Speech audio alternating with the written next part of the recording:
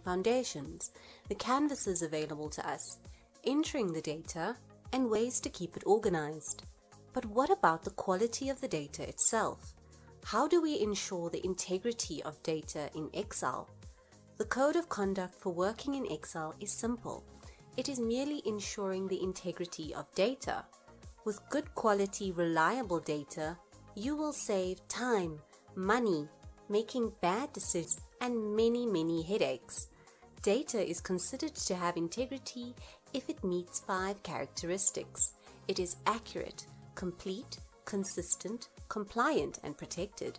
It may sound overwhelming, but every skill you acquire throughout this course is aimed to ensure your spreadsheets are up to standard.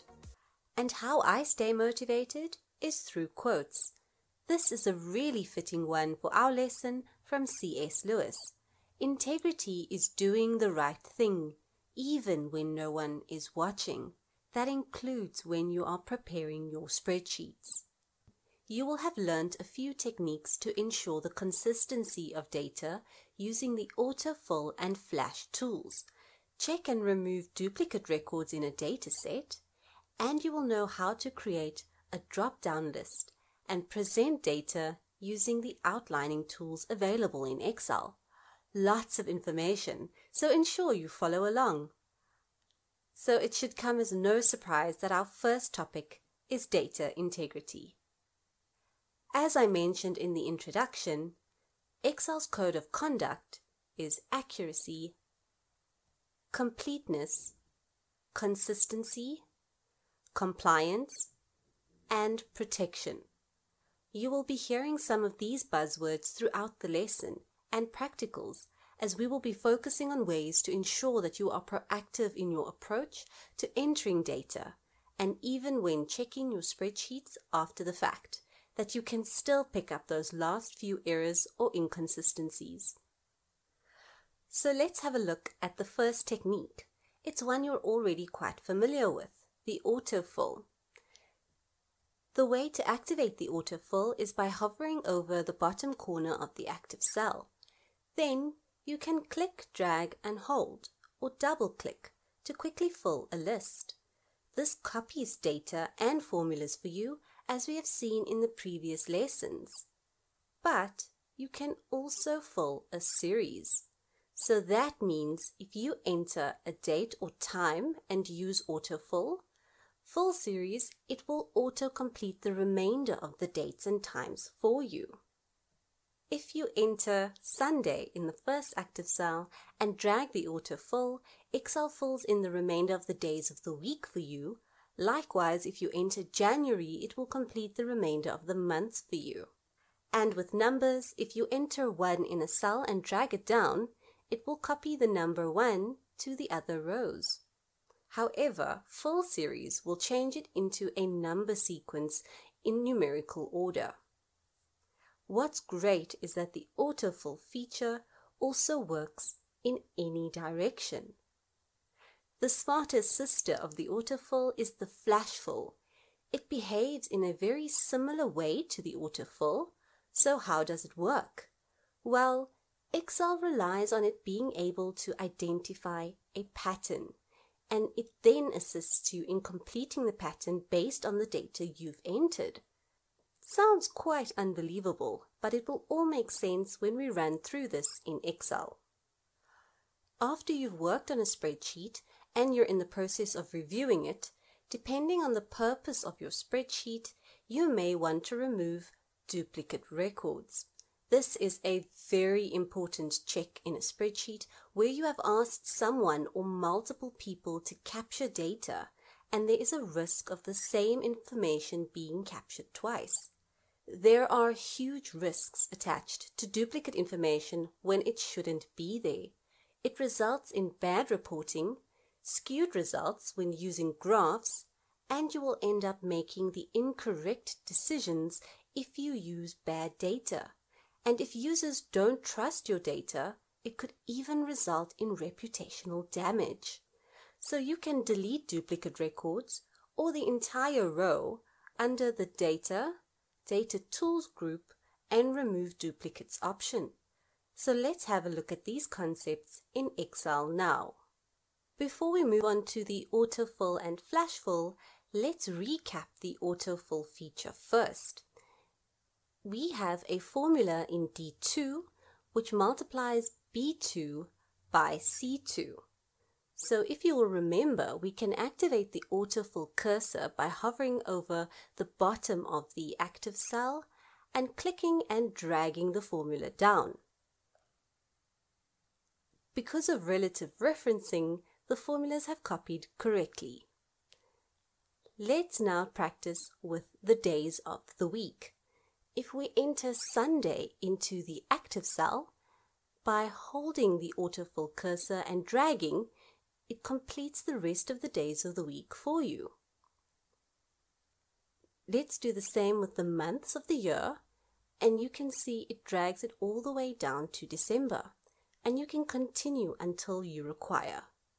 You can even use abbreviations of the month and days and drag two columns together, and Excel is very clever in that it can complete two columns of data at the same time. Now let's look at the multi-directional way in which autofill works. There's the standard way of dragging the data down. However, if you highlight two numbers and drag it up, Excel can go into the negative range. Similarly, you can drag data to the right and to the left. These are zeros as we are using absolute referencing, and so autofill will copy the information. We can change that by entering some more details and entering the number 1 into column Q and dragging the 0 and the 1 to autofill the series. And we can complete this to the left as well. Now let's look at the autofill versus the flash fill.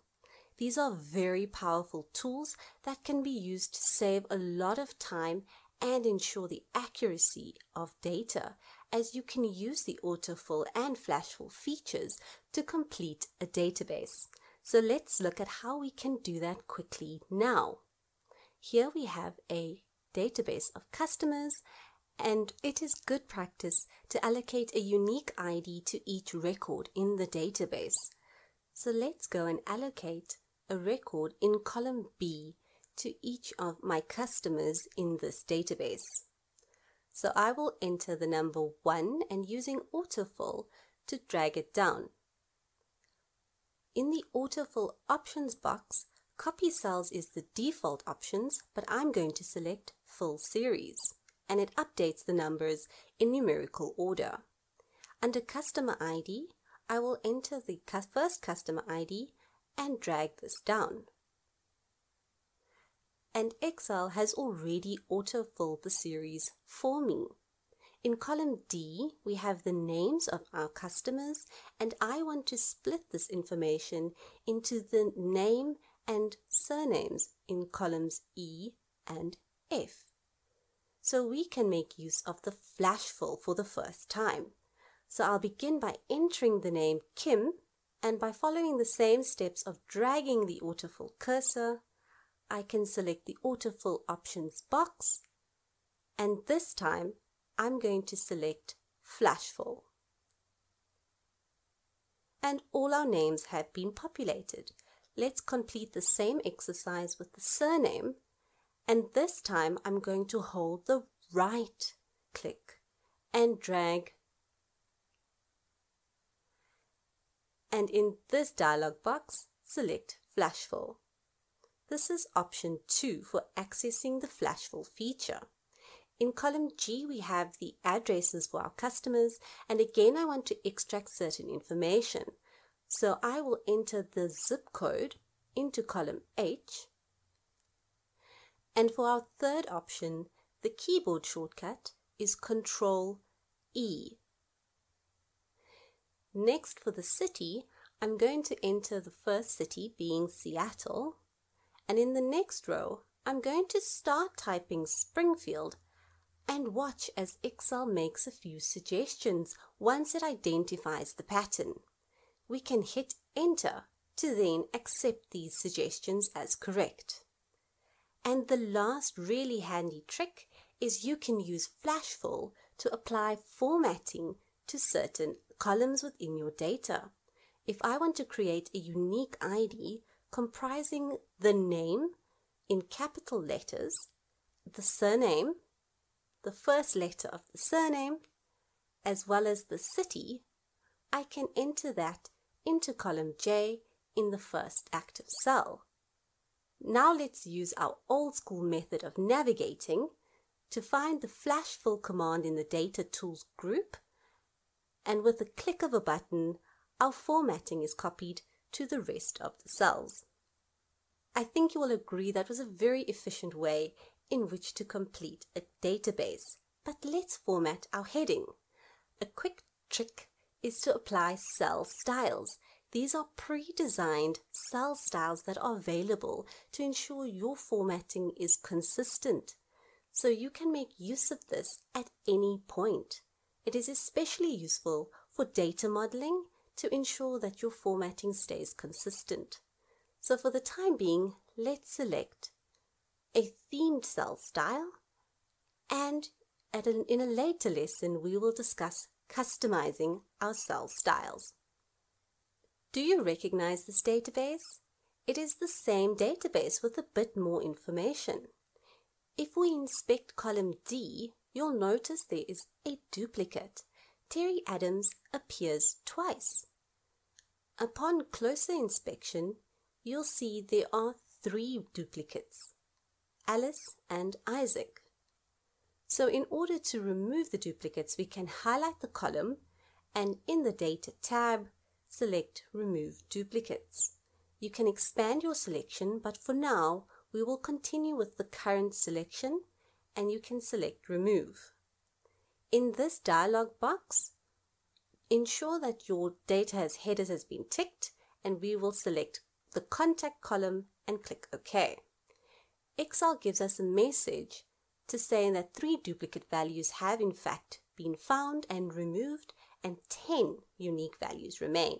But we would then have to do this for every column.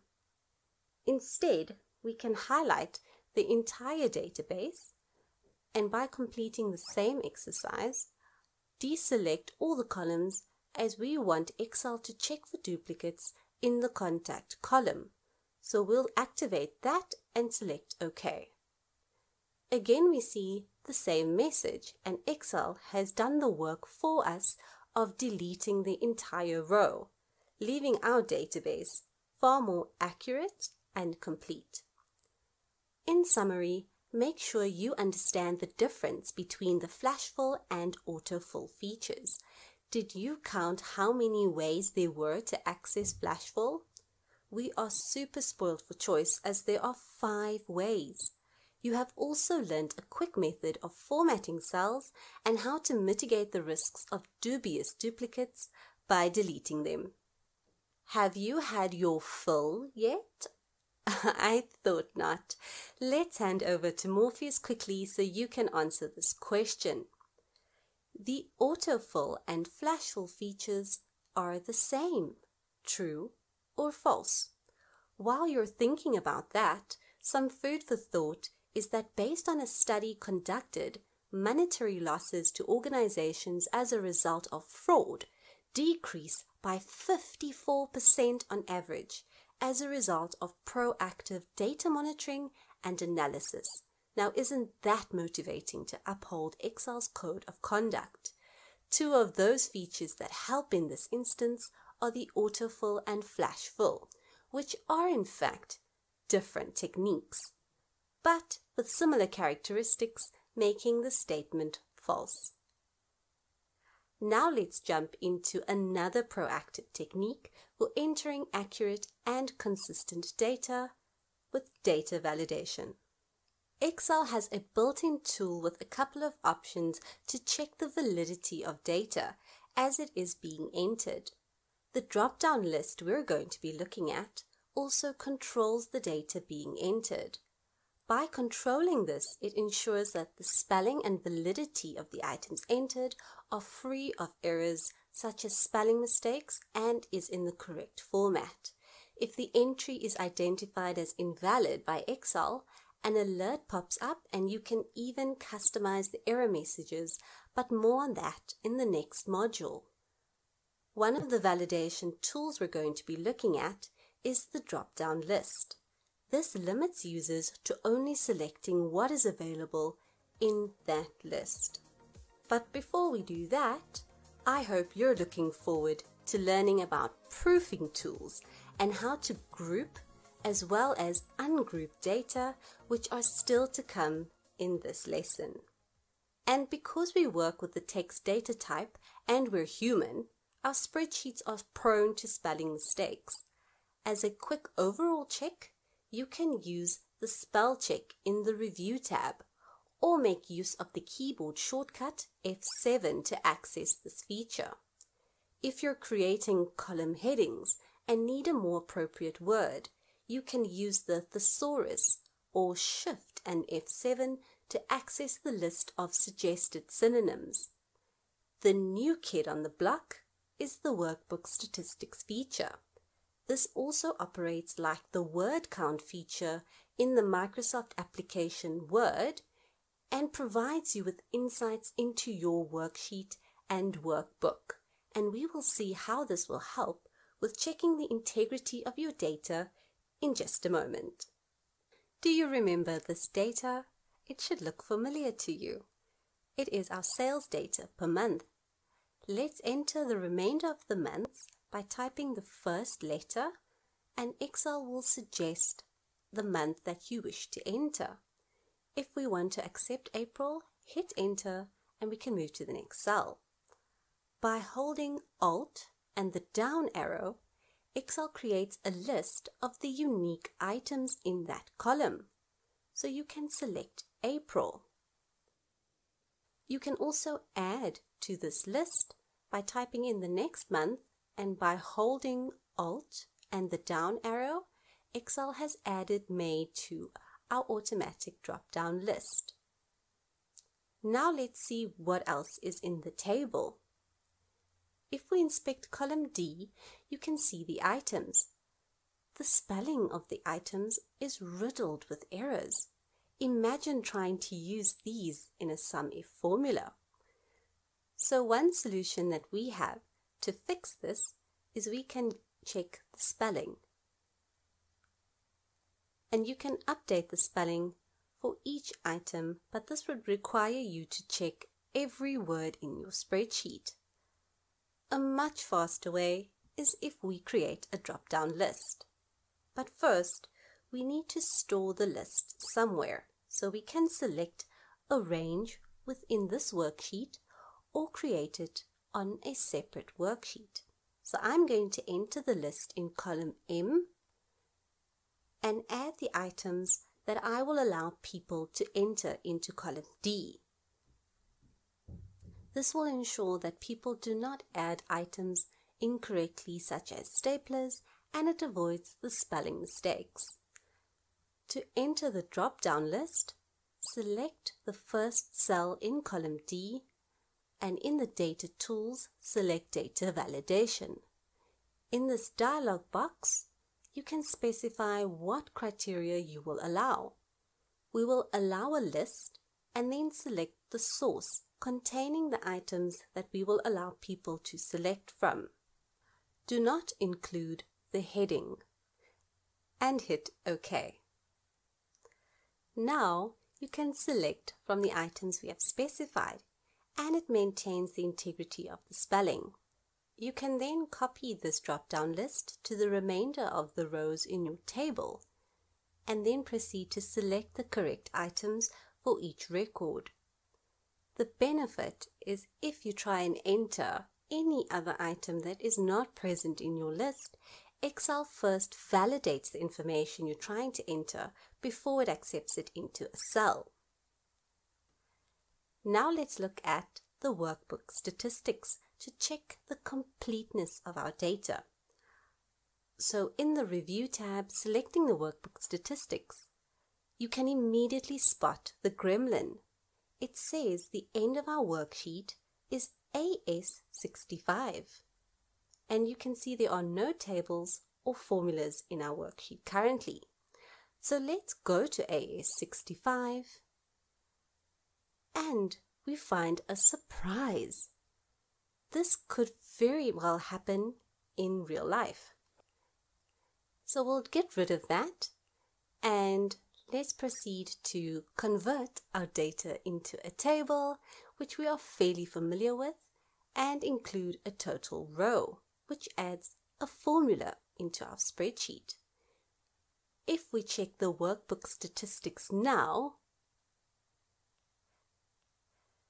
you will see it correctly reflects that the end of our worksheet is cell M23 and we've added a table and a formula. Let's do a quick refresher and test your knowledge. Do you remember which command can be used to check the spelling in a workbook? Fortunately, you don't have to copy your text data into Microsoft Word to do this, as you can use this feature directly in Excel. The spell check is known as the spelling command and can be accessed directly in the Review tab within Excel or by using the shortcut F7. While it is out of line to have bad quality data, outlining presents good quality data in a neat, easily digestible format, and it is very useful, as you will see in the next few slides.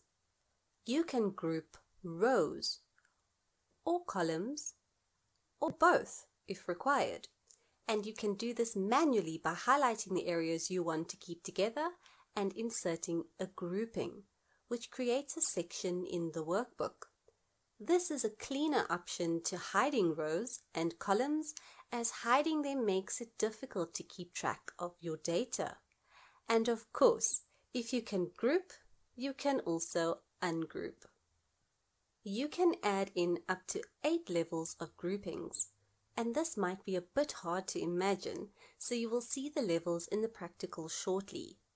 Before that, I want to mention the auto outline option, which only works with formulas, and we will practice this technique by utilizing the subtotals command. Once an outline is created, you can then clear it as and when required. So back to our table, do you remember that we utilized the SUMIF formula to sum the total sales per month? A much faster way to do that, and an easier way to present it, is to use the groupings in the outlying group. So in the Data tab, we have the option to group, ungroup, add in subtotals. So let's do that now by highlighting our table and selecting the subtotal.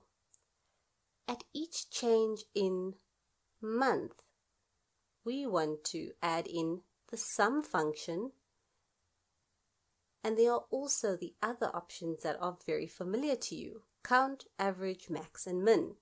But for now we want to use the sum, and we're going to add that subtotal to the total sales column, so we will leave that column checked, and you can leave the rest of the items checked as well, and just hit OK. And it immediately adds in a total below each month. You can also see there are 3 levels that we have added, with number 3 being the lowest level of detail. If we go to number 2, it shows you quickly a summary of the total sales per month and includes the grand total. Do you recognize this total? To show even less, we can go to level 1 so that we just see the grand total of the sales for the year. You can then ungroup certain months by clicking on the plus button or clicking on the level 2 to ungroup all the months at the same time. So let's add in a January to June total so that we can add in another level to our groupings. By using the AutoSum feature, watch what happens. Excel is smart enough to only include the totals for each month. Let's hit enter and proceed to add in the July to December totals. This will then allow us to create another level to assess the total sales for the first 6 months of the year and the last 6 months of the year. To add in another grouping, we can highlight our table and within the Data tab, and this time we're going to include the Auto outline, as we have already included formulas within our data. We do want to modify the existing outline, so hit OK, and do you notice the 4th level has now been added? When you group on level 3, you will now see the monthly totals as well as the Jan to June and July to December totals we just added. If we now move to level 2, you can see the sales for the first and last 6 months and the same grand total in level 1. Now we can group our columns. We want to first add in a subtotal per sales rep for each month. So we'll highlight our table and add in the subtotal. This time it will be at each change in salesperson, and we want to sum the total sales per quarter. So we can add in the sum to the quarter 1, quarter 2, quarter 3 and quarter 4 columns. And immediately our groupings are created. And again, we have 3 levels, and when we move to level 2, you can see the total sales per salesperson, as well as the grand total. Fortunately, the grand total agrees. Now let's add in some groupings to the quarters. I also want to hide columns B to D as there is no information necessary. So highlighting columns E to G, we can group the first quarter. We can do the same process for quarters 2, 3, and 4. And immediately we have created a far neater outline to assess the total sales per salesperson per quarter as well as the annual total, giving us more than enough information to work with. And now you can toggle between the levels on a row basis and for your columns as well. I hope you've learned some useful tricks. I need to emphasize that through practice you gain understanding. So after every lesson, take a few minutes after you have completed the quiz to practice the concepts learnt to solidify your understanding and take one step closer to Excel wizardry. So let's check your understanding now with a quick question. Do you remember where you can access the grouping tools? With these tools, you can add a group, ungroup, add subtotals, and create auto outlines. All of these features can be found in the Data tab and in the Outline group. It's a good thing they didn't call that group. Acquiring skills is an important aspect of learning and continuous development. Self-improvement is achieved through constant learning and impacts every aspect of life, whether it be personal or professional. But in order to boost your career, broadening your skill set is paramount to growth, competence, and job satisfaction. At Shaw Academy, we believe that you can build your own credentials, design your own learning, and develop a multitude